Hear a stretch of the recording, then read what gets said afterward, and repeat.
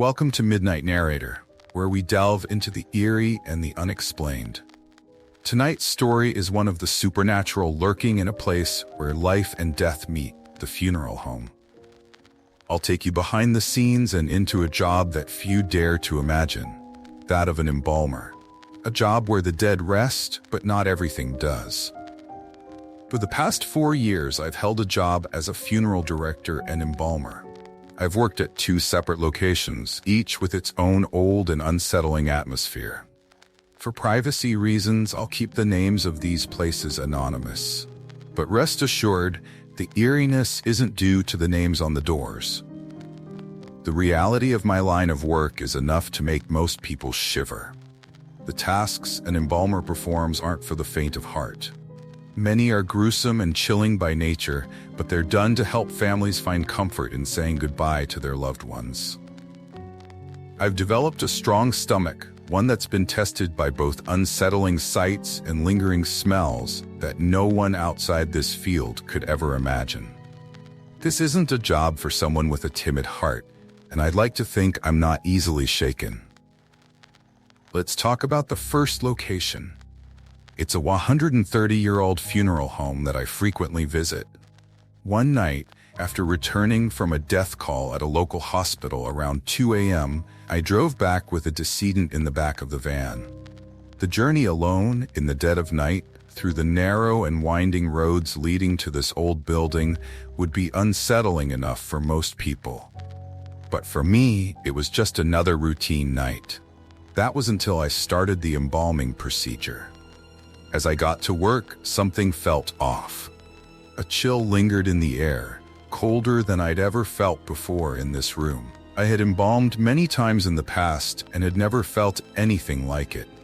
Brushing off the sensation, I focused on my task. But after finishing up, I moved into the casket showroom next to the embalming room to turn on the lights. What happened next left me questioning my own senses. In the far corner of the room near 2 caskets, I saw a thick, black mist. It wasn't just a shadow or a trick of the light, it was a dense, dark fog, hovering in place. The mist seemed to dissipate into the corner of the room as soon as I laid eyes on it. I stood there, frozen. In that moment, reality hit me. I wasn't alone. Someone, or something, had been silently watching as I worked on the decedent. The very thought of it made the hairs on my neck stand on end.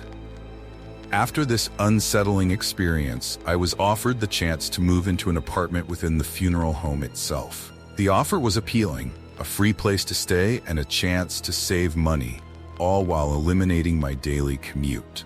But with convenience came a price, one that was paid not in money, but in moments that defied explanation. A few weeks into living there, I had a night that I'll never forget. It was around 4 a.m. when I woke to the unmistakable sound of someone slowly ascending the creaky stairs. These stairs led directly to my room, and I knew for a fact that I was alone in the building. Whenever there was a death call, I would be the first to know, as I was on the call list. So who or what was climbing the stairs? Frozen in my bed, I waited, my ears straining in the darkness. Then, there were 2 solid knocks on my door. I didn't say a word. After a moment of agonizing silence, I heard the steps retreat back down the stairs. I spent the rest of the night wide awake, my mind racing with questions and the unease that I wasn't alone. Despite the unnerving event, I couldn't afford to leave. So I stayed. A few weeks later, after a particularly long day of work, I followed my nightly routine of turning off all the lights in the funeral home. I made sure every switch was flipped, each room shrouded in darkness. I stepped outside for a breath of fresh air, but as I glanced back up at the building, a light was shining from the 2nd level, a lamp in the location manager's office. Now, this wasn't just any lamp. It had belonged to the manager's late wife, who had passed away years before. He had brought it to the office after her passing. I debated with myself about going back inside to turn it off, but decided to leave it until morning, when I wouldn't be alone anymore. The next day, I headed straight to the office to switch the lamp off. But when I opened the door, I saw the lamp sitting right in the middle of the manager's desk, completely unplugged. My heart pounded in my chest. I was the first person there that morning, and the building had been locked up tight all night. And still, the unplugged lamp had somehow illuminated the room. Later that morning, I confronted the manager, describing the experience in detail. He was quiet for a moment before admitting that this wasn't the first report of unusual happenings involving that lamp.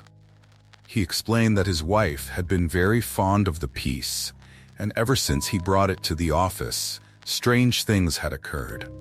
He recounted how, after her passing, he had placed the lamp on his desk as a memento of her presence.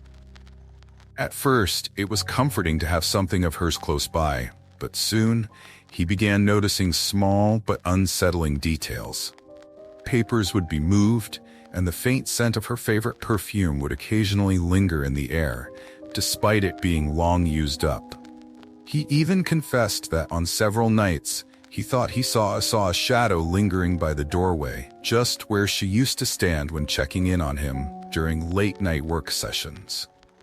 What truly unsettled me was his admission that once or twice, he had returned in the morning to find the lamp not just on, but moved to the windowsill, facing the garden outside. It was as if, in those moments, she was still keeping a silent vigil over the place she once knew so well. He hadn't shared these stories with anyone else, fearing how absurd it might sound to other staff members. But in me, he saw a witness to the impossible. Someone who had also felt the lingering presence in those dark and silent halls. The realization hit me hard, and the unease settled deep in my chest. Whatever was happening in this place wasn't merely my imagination running wild. It was something real, something with intentions and memories of its own. As he finished sharing his story, the room seemed to grow colder, and an uneasy silence hung in the air. We both sat there, each lost in our own thoughts, as if waiting for some unseen force to reveal itself. I tried to rationalize it all. Maybe it was just a trick of the mind, or a lingering attachment to a place that held so many memories. But the manager's eyes, filled with a mixture of sorrow and fear, told me otherwise. He wasn't merely recounting old stories, he was warning me. It felt as though this funeral home, with its quiet halls and hidden corners, held onto pieces of those who had passed through it, unable or unwilling to let go. And now, I was a part of it, drawn into a place where the line between the living and the dead seemed to blur with every passing day. It was then I realized that moving into the funeral home may have brought me closer to my work than I ever intended. It wasn't just a matter of living with the memories of the deceased. I was sharing my space with something lingering, something that defied all logical explanation. If you enjoyed this story, don't forget to hit that like button, subscribe to Midnight Narrator, and hit the notification bell so you never miss another chilling tale. Let me know in the comments if you've ever experienced something you couldn't explain. And stay tuned for more stories that will keep you up at night. Thanks for listening, and remember, sometimes the dead aren't the only ones watching.